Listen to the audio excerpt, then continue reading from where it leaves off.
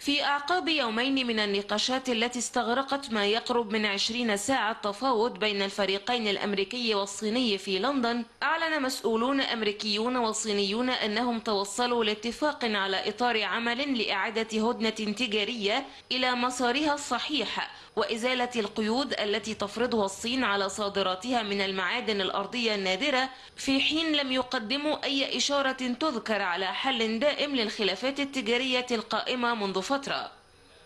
وفي نهاية مفاوضات مكثفة، قال وزير التجارة الأمريكي هوارد لوتنيك إن الطرفين توصلا إلى إطار عمل يحدد تفاصيل الاتفاق الذي جرى التوصل إليه الشهر الماضي في جنيف لتخفيف الرسوم الجمركية المتبادلة التي وصلت إلى مستويات قياسية.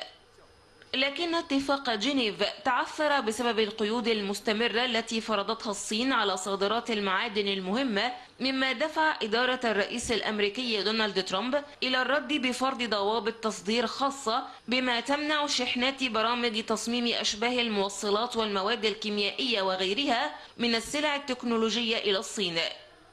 وقال لوتنيك إن إطار العمل الذي تم التوصل إليه في لندن من شأنه أن يزيل بعض القيود الأمريكية الأخيرة على الصادرات، لكنه لم يقدم تفاصيل بعد انتهاء المحادثات.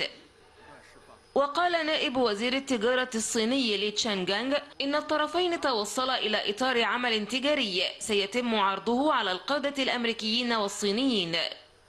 وقد يحول التطور الأخير دون انهيار اتفاق جنيف بشأن ضوابط التصدير المتبادلة، لكنه لم يقدم كثيرا لحل الخلافات العميقة بشأن الرسوم أحادية الجانب التي فرضها ترامب وشكاوى الولايات المتحدة منذ فترة بشأن النموذج الاقتصادي الصيني الذي تقوده الدولة ويحركه التصدير.